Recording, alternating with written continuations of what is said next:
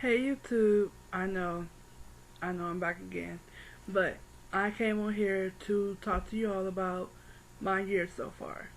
As you all know, I transitioned for about 2 years before I finally cut off the rest of my relaxed ends last year, and this year has been good. Like it really has. There was a couple ups, couple downs, couple wonders. Like, is my hair gonna grow? Is it not gonna grow? But then I was just like, you know what? It's gonna do what it's gonna do regardless. But I just came to give some of you all long-term transitioners, newly naturals, veteran naturals, just some of my experiences, some of my key points, some of my advice, whatever you want to call it. Um, if you were like me and you didn't know what to do with these two textures of hair, the best thing to do is like just put it away and don't worry about it. What I mean by putting it away, get braids, wigs, weave, whatever feel comfortable for you.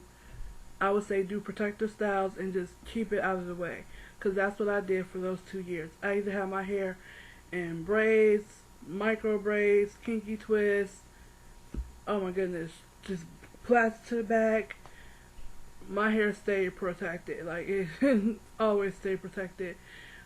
Or I would get like ponytails with the braiding hair, just little coil ponytails, just some quick updos.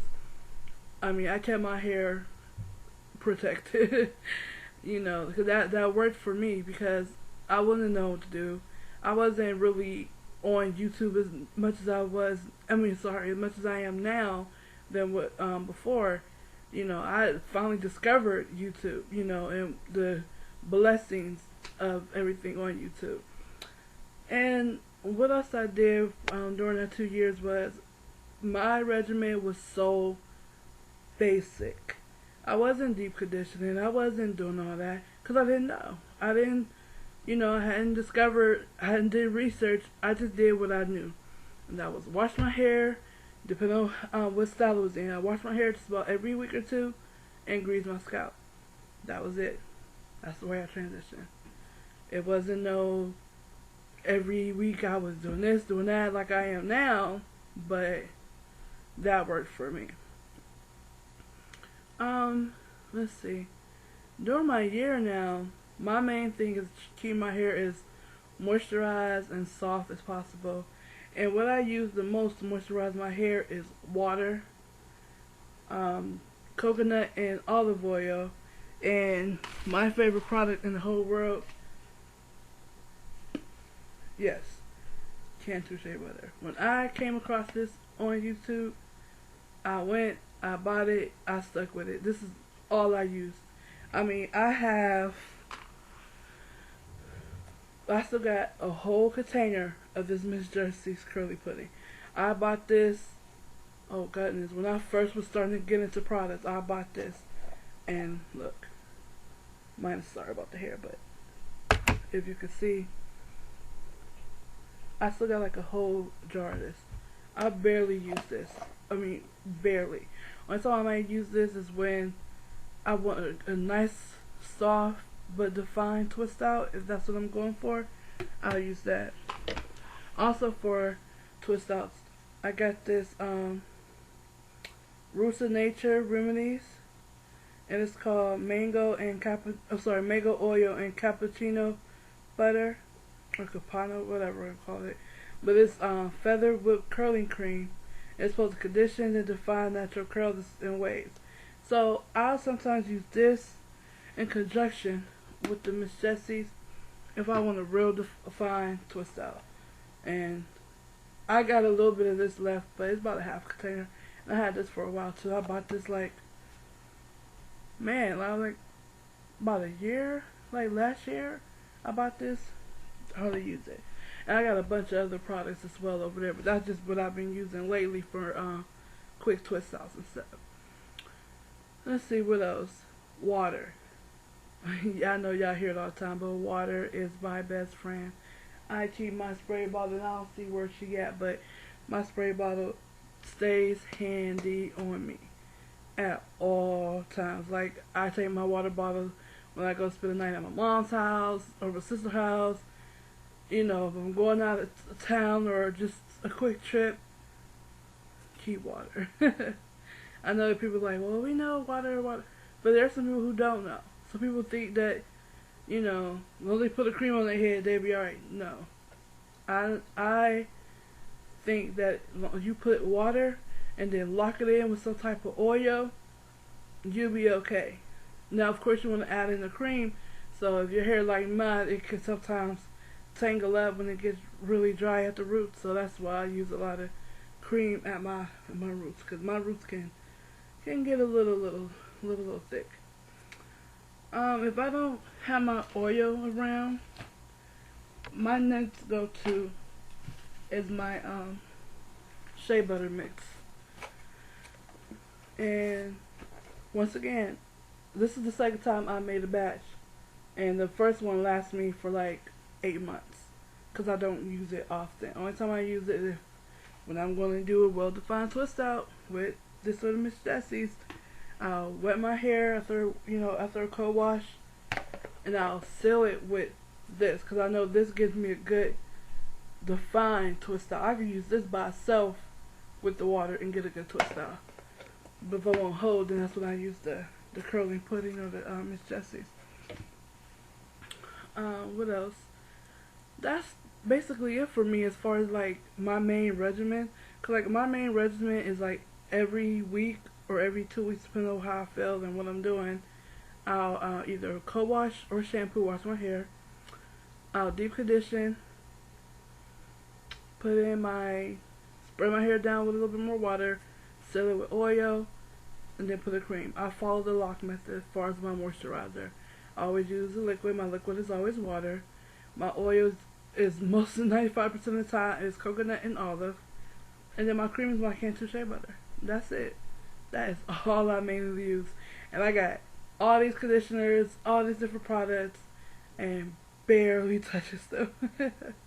I know I have to use them because there's other stuff I want to buy and try, but I'm like, there's no point in me wasting money on stuff I probably won't even use, but maybe one time that I'm going back to my comfort zone. I'm going back to my safety net. So, let's see what else. Some other stuff I want to talk about as far as hair goes. Oh man.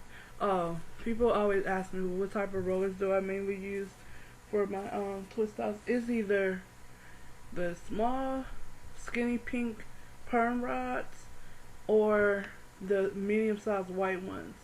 Or I'll even go sometimes and use just regular sponge rolls. Depends on how lazy I feel like. You know, if I feel like a real swirly curl or if I just a bump on the end. Just depends on. The flat iron I use, I tell people all the time, I bought this flat iron. I don't know if it's still in this drawer. Let's see. Unplug my lights. Give me a second. I bought this flat iron from Walmart. It is I think it's a Conair. Oh, I'm sorry. It's a Revlon. This Revlon flat iron. I bought this flat iron for $9.98 at Walmart. I kid you not. This little $10 flat iron is what I used, and some of you all probably seen a picture on maybe Facebook or I'm not sure. But it's what I use when I flat iron my hair. That's it. Just this little flat iron. Nothing major, nothing extravagant. No cheese, no weed, no whatever. I just use this. And I keep the flat iron on low. Low is the first setting. That's what I put it on. My flat iron stays on low. I never flat iron my hair on high. What I'll do as far as my flat iron routine, the main thing I do is do about a good hour or plus long protein deep condition. That always consists of egg, mayo, and my conditioner base. And of course I put some oils, you know, for moisturizing stuff. But I will sit under the plastic hat. I don't go under the dryer because I'm too busy walking around. The heat naturally heats up my hair to deep condition it. So that's what I do. I'll do that little wash routine, you know, deep condition, then shampoo my hair, do a quick coat wash, and that is basically it. And then I'll blow dry my hair. I'll let my hair air dry for like a half hour after I do my leave-in, lock method, which is the little water, oil, teeny tiny bit of my Cantu because I'm about to flat iron my hair, so I don't want it to be product way down. So I'll put like maybe a pinch of a fingertip on there just to seal in that oil and stuff. I mostly want that oil on my hair, but I know my roots be needing that the cream base. So I'll put a little bit of that on my parts, let it air dry for like 45 minutes, and then each little section is what I blow dry out. I'll just do the tension method, hold the hair, run my blow dryer like this, take my little faux demon, run it down, and blow the blow dryer down with it.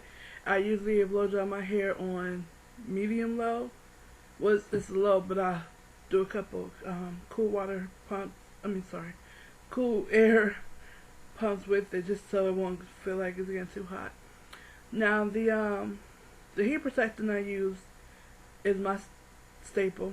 That is the Tresemme heat tamer. That's what I use. I do sometimes. I have this one I was using before. It's by Avon. I forgot exactly what it's called. It's in a little pink bottle. I use that every now and then if I can't find my heat tamer. And then, like I said, I'll flatten my hair on low, and that's it. And to get my well-defined, real, almost close to bone straight, I use small sections when I flat iron. I sometimes can flat iron my hair for like an hour and a half if I want it to be really bone straight, really flat. Other than that, if I'm not going for a real flat look, I'll just take chunky pieces, run it through just to stretch it out. I think that's basically it. I mean, that's what I've had done for the past year. I stick with a twisted girl, whatever you want to call it. That's my go-to. That's my go-to set. I'll sometimes put my hair in buns. I wear pony puffs. Pony puffs with the hump and a headband. That's my go-to. So right now, I'm rocking my little boss braids. Like I said before, my hair's still heavy. I mean, it's not heavy right now because all my hair is just like okay. But if I wanted to put my hair up in a bun, it's gonna feel like 20 pounds of bricks. But that's all I came to talk to y'all about. This video's already almost 13 minutes long, and I just wanted to come and talk. So I just came from church. We had a church picnic today. It was awesome, a wonderful time, great time. So I'm gonna get myself ready for work tomorrow. As always, you all be blessed. Don't stress, and remember that God will always take care of the rest. I will see you all later. Have a good one. Bye.